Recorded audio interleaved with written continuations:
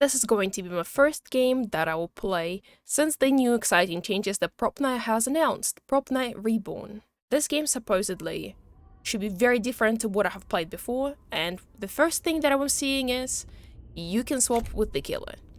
On top of this, if you pick a character, it locks in and nobody else can choose him. The other thing that we see is perks. Perks is completely new concept to me. I have never seen perks before. Also, they can progress from level 1, 5 to 10. You can equip more than one eventually. As my character is level 1, I have not played this game since the change. I just equip basicest item that I have seen. The first thing that's really caught my attention is the excessive chase music, so I was very scared, I was very confused, I was just looking for somewhere to hide. I was basically panicking. I needed a second, I needed a breather, so I could figure out what is going on, where the killer is, and how this game works. As I just spawned and there's a killer already, I was very confused. Also, little health states that we can see in the bottom left corner are very helpful. So if you get damaged... Also, this is me trying to open the door because back in the days, you could open that door. That was like a different room in there. So that was just a habit. But yeah, the little health states in the bottom left corner show you how much health you have left. And it is very convenient. So you know when you need to heal and when you're about to get downed. You can stun the killer by closing the door. As you can see, I did not succeed at that. I did really try. I was really confused. I haven't played this game for like good 6-7 months. Getting back into it just felt really awkward for me as I had no clue what's going on. They reworked the look of the chair as well. The chair looks much scarier than it used to be. They reworked the look of the maps. The maps look nicer. Even the smallest items make funny sounds in here, which I think is a very cool detail to add, you know? It's not something that you expect. For example, you like turn into a cat and it starts meowing. Like, it's so silly, but it's cool. It's a very nice game to play with your friends, and it's very relaxing. It's nice, I like it. Also, repairing generators has been a bit of a struggle for me. I couldn't get used to the skill checks and the warning sounds. It was too fast, I would say. Like, after getting used to it for some time, it became a bit easier, but at the start it was a bit too rough. Also, I wasn't sure which items you can turn into, which items you could not, and that confused me a little bit, because there are some items that look like you might be able to turn into them, but you actually cannot. Also, the killer that we've gone against, that was in my first match, was Imposter. This is the guy that's chasing us at the moment. And it was a bit easier than going against very, very new killers, as I have played against him in the past and I somewhat know how he works. So that made it a bit easier for me to verse him the first match. I was just trying to run away there and hoping that my teammate will catch a chase because I wasn't sure where I can go, where I cannot go. And I was still trying to stun him with the doors like back then you could, so I had to give it a go. I had to definitely try. I dropped a medkit in the healing area so I could heal myself and potentially my teammates. Like, this is what I was talking about. There's a little cat box meowing. This is so cute. I don't know how they thought of it, but this is such a cute idea. I genuinely do think it's something a little like that. It makes the game more fun, you know, especially when you play like in a group of friends. If it's all 5 of you, it'll be very cute.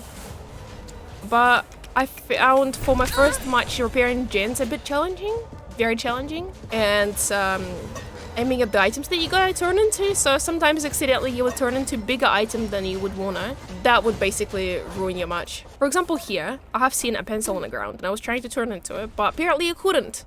And I tried to turn into a bin and I accidentally turned into a vending machine. And then I tried to turn into a bag and it became a bench. You know what I mean? So stuff like that, like, it makes the game fun. Definitely makes the game fun. I would not say it's something that needs to be fixed because it's just due to the awkward moments like this, the killer will be able to catch you, you know? And it will definitely help him a lot. Also, due to the item changes, there are like no rarities for the items. You just receive an item. That is just great, but it's a few of them.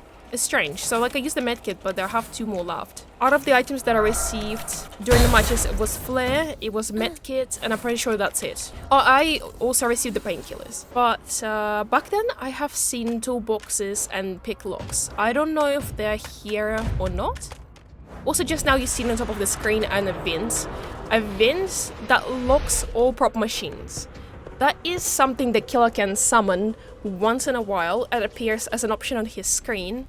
he can click on it and it summons an event of his choice.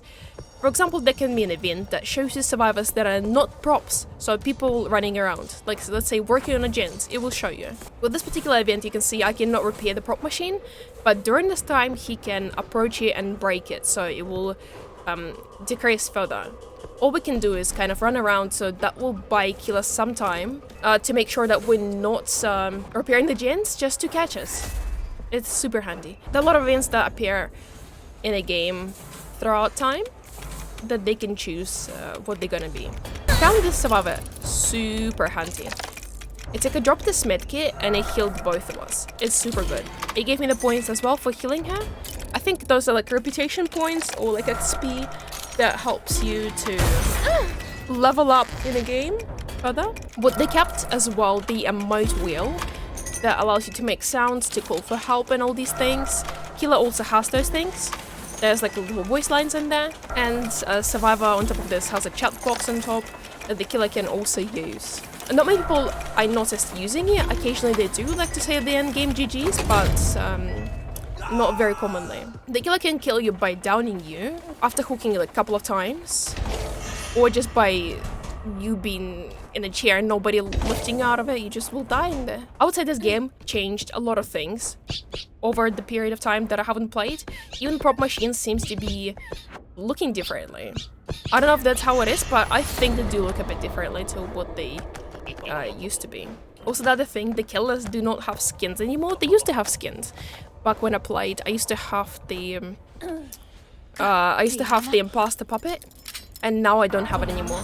Pretty much each and every action in the game, it gives you the coins. So if you unlock somebody from a chair, you get the coins. If you fix the machine, you get the coins. If you stun the killer, you get the coins.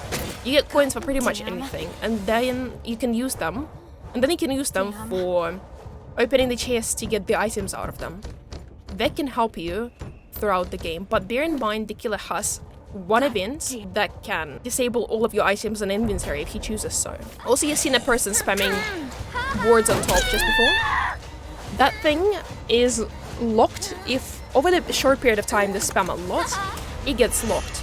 So people cannot continue spamming it, which is super good. So she probably will do it like 4 times in a row, and after this it looks like 30 to 60 seconds. Also, you can spectate your other teammates to see what they're doing while you are being locked in the chair. If the timer runs out and nobody unlocks you from the chair, then you just die. Each and every survivor has a different ability. As you have seen, there was another girl, she had a flashlight. This guy that just unlocked me, he can unlock us and he can fix gens from a distance. He can basically do any action from a distance, which is super handy. But I would say the main part of this game is either you choose to play stealthy or you choose to play very in a killer's face kind of way. Either way is okay, but I would just say playing stealthy would be a bit more boring for both. And learning items is quite important as well. Some of them can save your life during the game. You just need to know how to. As well as, I was just using flare. I wasn't sure how it works, so I just dropped it into nowhere. But basically flare blinds the killer if he is super duper close to it. And I didn't manage to succeed throwing the flare there, but I just did it for the sake of doing it. Overall, seeing all of the changes to the game that have been made the game look much fresher, much better, and it's just overall gave the game another life, you know? I think it's definitely worth checking out with your friends. It's gonna be super fun for you. It's kind of like, playing it solo might be not as fun, might be a bit challenging, but playing it with friends definitely, you should give it a go. This was a very fun match. I was very happy returning back into it after not playing it for a while. I definitely did enjoy it. And I will continue playing it, I think. I did like it a lot, and good job, Propnight, for making such great changes to the game.